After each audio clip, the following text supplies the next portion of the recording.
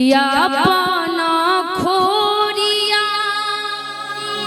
बहाराए चंदन मामा किया वतारी दूल्हादा मादे लाला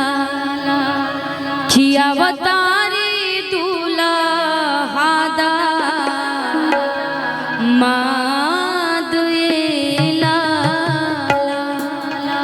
और जो ना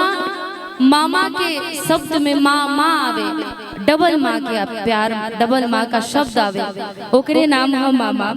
ते चंदन भैया मामा के फर्ज एक पिता के फर्ज और जितना भी हो सके हम सब के माने ले। रीतू के भी शादी में गए रहे भैया तो एक पिता एक भाई के फर्ज निभैले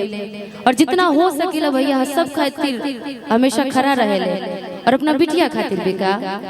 किया पाना खोरिया बहाराए कान्हा हो भैया अपना खोरिया बहाराए आई गईले दूल्हादा मादे लाला आई गईले दूल्हादा मादे लाला आई गईले दूल्हादा मादे लाला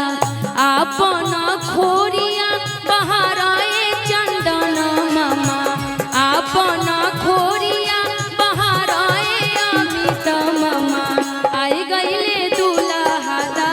मादे लाला आई गईले दूल्हादा मादे लाला आई गईले दूल्हादा मादे आगे मई हरदिया दुभ पातरना आगे मई हरदिया दुभ पातरना आगे मई हरदिया दुभ पातरना आगे मई हरदिया दुभ पातरना आगे मई कवन मामा हरदी चढ़ावे लेना आगे मई कवन भैया हरदी चढ़ावे लेना आई गईले दूल्हादा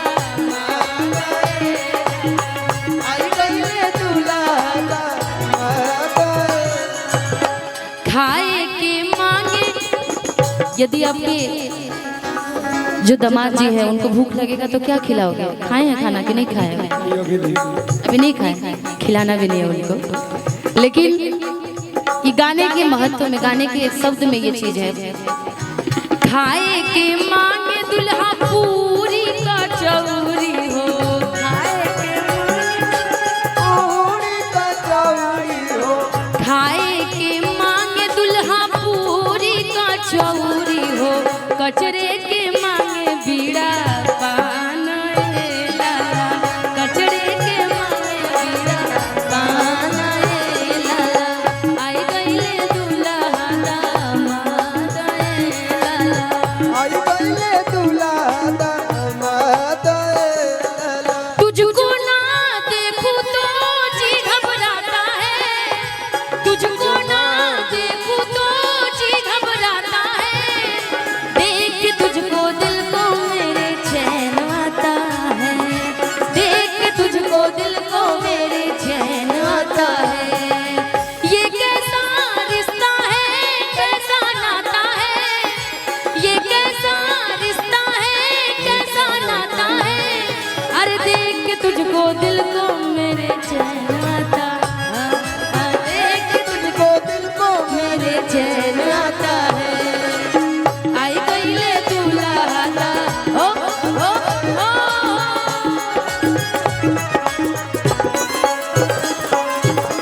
बैठे के मांगे दुल्हा टेबला कुरुसी हो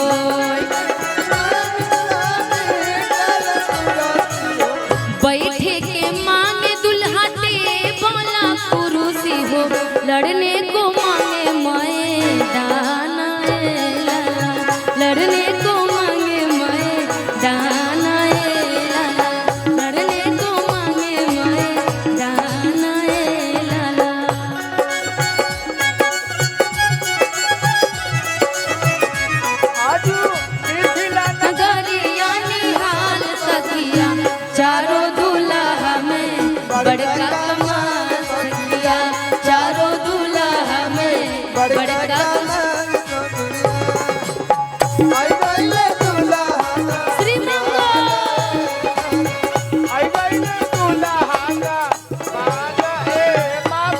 जब अंतिम समय आती है तो दूल्हा जी की बड़ी अच्छी फरमाइश है, सब कोई चाहता है, यदि लड़का हो तो चाहता है कि हमारी पत्नी अच्छी हो,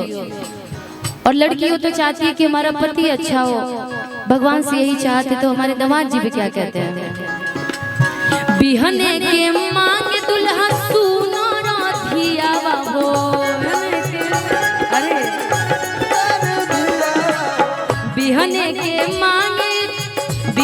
के मांगे दुल्हा सुनो राधियावा हो, जे धिया ताज के समान ए लाला,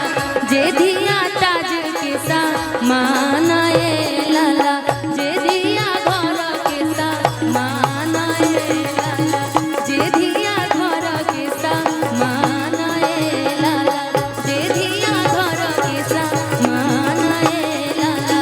अवतार दूल्हा दामाद ए, कि अवतार दूल्हा दामाद ए लाला। जहाँ